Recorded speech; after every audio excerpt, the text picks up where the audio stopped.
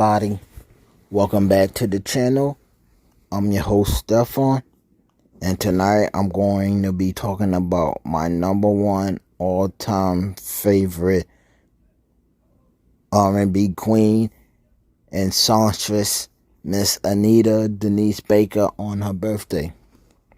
So sit back, enjoy yourself on this ride with me as I take you on another journey throughout the video. Please don't forget to like, share, comment, and subscribe to my channel. So here we go. First of all, I want to say happy birthday to an amazing, iconic, special, and precious R&B treasure and queen who's been a blessing throughout the real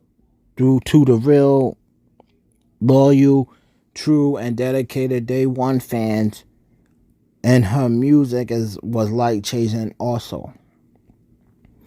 Auntie Anita Baker, my childhood treasure. In my book, this woman can do no wrong. Her voice penetrates through all of my layers and speaks directly to my soul. She is one of the most popular singers of the soulful ballads during the height of the Quiet Storm era of the 80s. This R&B queen definitely paved the way for the new generation of music superstars. Like, when it comes to entertainment, black singers always have it tough in the entertainment scene, being called unprintable names, topped with not having the luxury of the listening ear. Thankfully, however, the 80s ushered in a shift in the dynamics of things, thanks to iconic singers like Whitney and Sade, and later Anita Baker, who came on board with unquestionable talent, sweeping hearts with Sweet Love, Caught Up in the Rapture, You Bring Me Joy, among others. She went to engrave herself in the hearts of R&B lovers with her powerful husky voice, soulful music, and magnetic performances. As a young kid growing up, being a lifetime fan of hers from the womb, her voice always penetrates through my soul whenever she sings. Some of my top all-time favorite childhood classics that I always loved from her was Angel, Giving You the Best That I Got, Feel the Need, Caught Up in the Rapture, Sweet Love, Same Old Love, 365 Days of the Year, and Good Love, that made me into a lifetime fan. The multiple-time Grammy winner whose super successful career has applaudably expanded over 4 decades, commanding an uncommon presence on and off the stage with her vibrant personality and spectacular music. With 4 platinum albums and 2 gold albums, has won 8 Grammy Awards, 4 American Music Awards, and numerous other awards and counting, including a star on the Hollywood Walk of Fame. Singing always been this diva's world right from the age of 12. She realized her passion real quickly and didn't waste time investing in music, vocal expansions, and voice trainings, etc. Obviously, she was born a star On January 23rd, 1958, the legendary Queen was born in Toledo, Ohio, to a young teenage couple who gave her up for adoption to the Detroit couple who later became her late foster parents. Detroit, Michigan became the legendary place where she was raised. She grew up listening to female jazz greats like Nancy Wilson, Ella Fitzgerald, and Sarah Vaughan. The music diva started her journey after high school in the late 70s, singing with local bands and nightclubs until she successfully auditioned for a local Detroit funk group called Chapter 8. The group toured until securing a deal with Aurora Records in 1979. The group's first album, Chapter 8, was released that year and featured the singles Ready for Your Love, a duet between her and bandmate Gerald Lyles, and the Baker-led I Just Want to Be Your Girl. After Aurora was bought out by Arista Records in 1979, Chapter 8 was dropped by the label, who were convinced that her as the group lead singer didn't have quote-unquote star potential. She later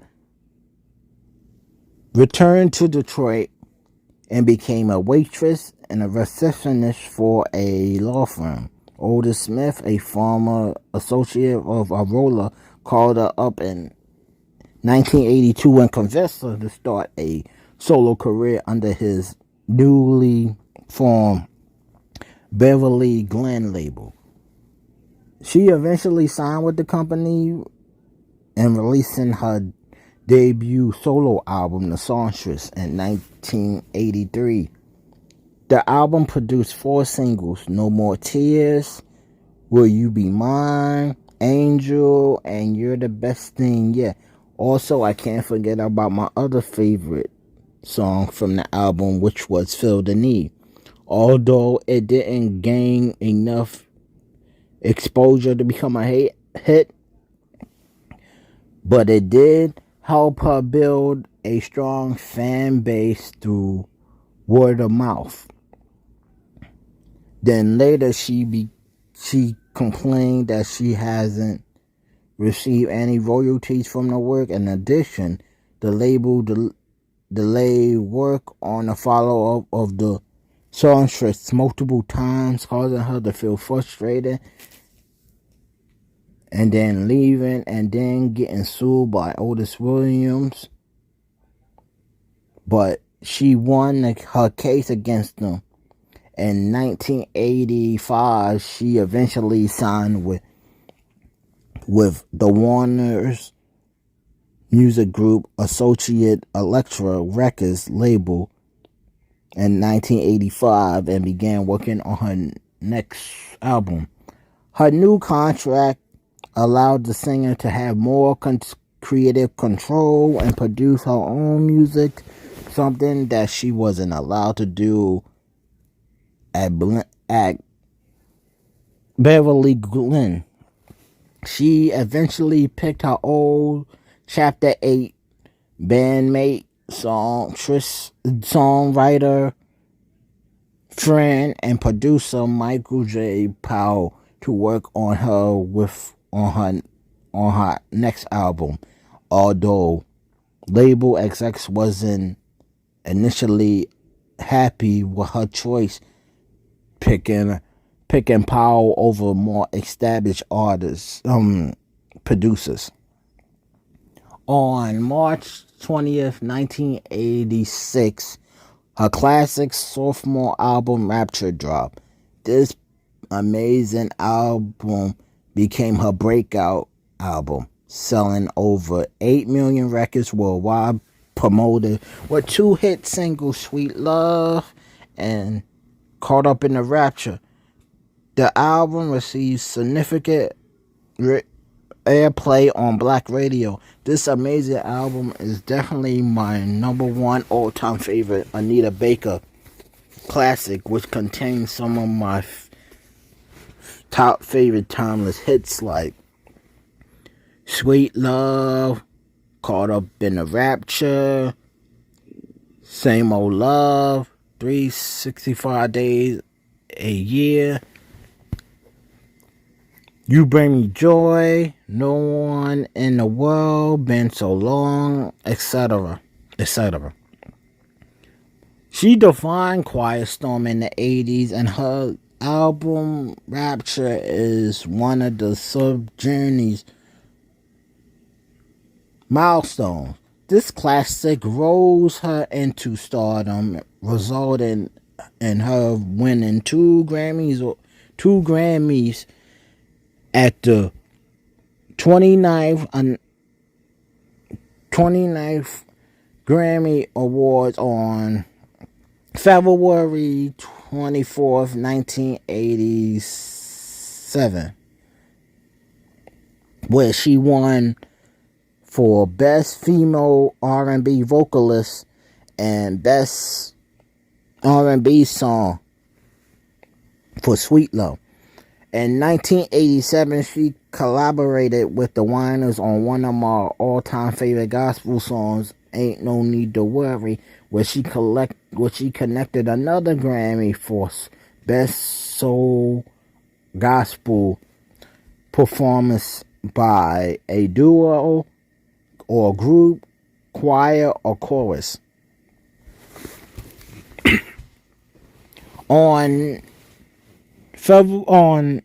October 18, 1988, her third follow-up, Giving You the Best That I Got, was released and immediately became a success, topping the Billboard 200, selling 5 million records worldwide, 3 million which sold alone in the U.S. The title track reached number 3 on the Billboard Hot 100 and topped the R&B and adult contemporary charts, becoming her most successful charted single.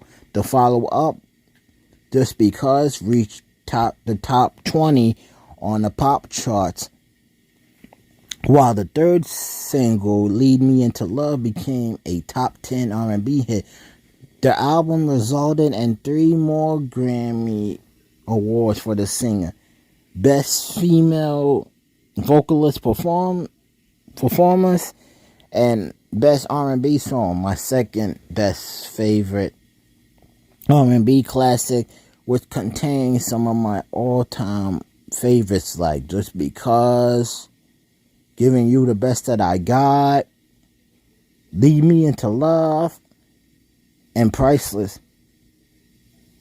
Compositions were released in July of 1990, was contained the hits like Fairy Tales, Talk to Me, and Whatever It Takes. Her third straight platinum selling album that earned her another Grammy for Best Female R&B Vocalist Performance.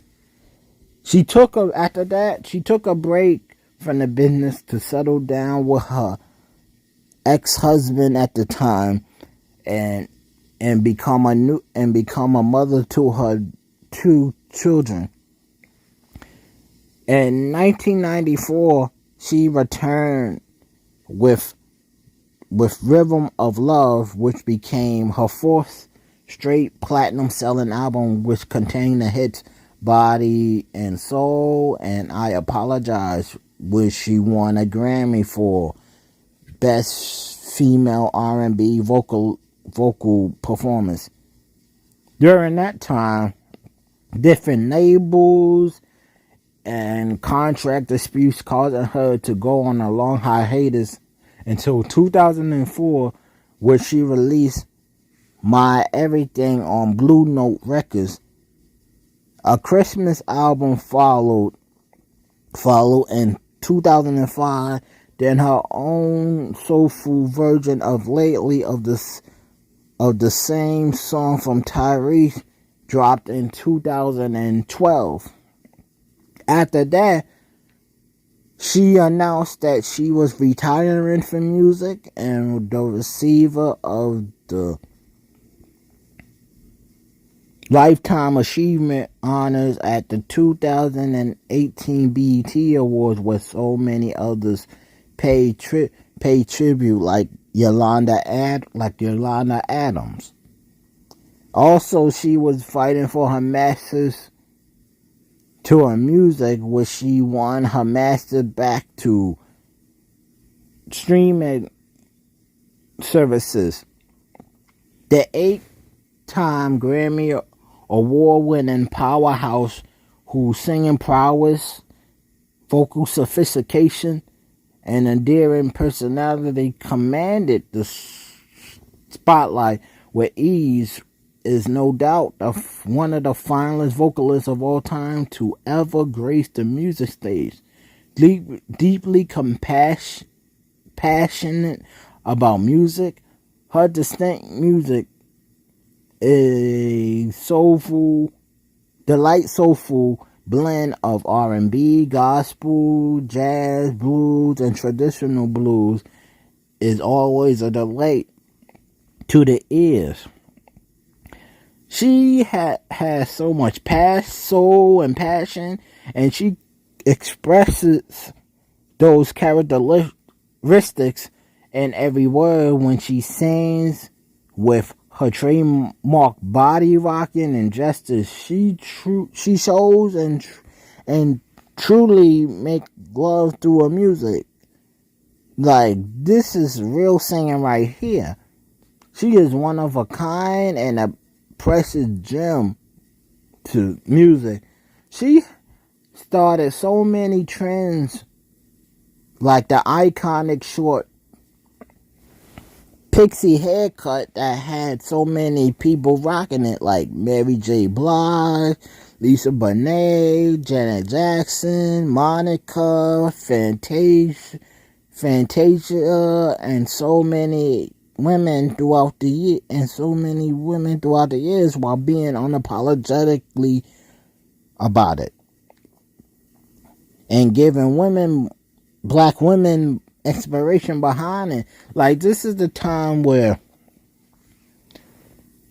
in the 80s and 90s where black women was catching the most heat and hate for unapologetically wearing their natural hair and beauty. Auntie Anita made black women feel beautiful inside and out. Her arrival was right on time, right in the same direction of superstar launches of black female musicians like Janet Jackson and Whitney, but setting herself apart with warmer lyrics, piano-driven melodies, and jazz-affected vocal stylings, along with Sade. She straddled black and white audiences with grown-up flair. When a new generation of R&B came during the 90s, her influence opened up a new wave of female soul singers like Toni Braxton and Mary J. Blige, and even introduced Grant Hill, who was an NBA player with the Detroit Pistons at the time, to Tamia, a young singer from Winston, who caught the attention of Quincy Jones, and later Tamia and Grant Hill became married. Her soulful, silky, smooth voice is a favorite of music lovers worldwide, from jazz to contemporary to gospel, she never disappoints. And before I end this tribute, I just want to say how much this queen means to me. Hearing her voice and music as a young kid growing up, as a lifetime fan, it definitely changed my life. She taught me how to love and appreciate good music from the start.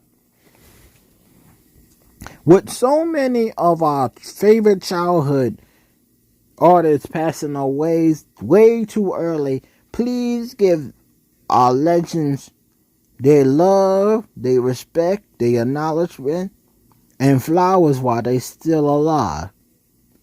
Happy birthday, Auntie Anita. We love you so much. Thank you for joining this ride with me, and I hope you come back for more. Please don't forget to like, share, comment on this video, and subscribe to my channel for more. Have a good night. Stay safe and blessed. Also, here is a wonderful tribute from Queen Mjb paying tribute to Auntie Anita, which was one of her favorite artists growing up. And her song, Caught Up in the Rapture, is the main reason why we have Mjb. If it wasn't for Mjb singing this classic when she was younger, we wouldn't have one of the R&B greats ever. Stay safe and blessed. Peace.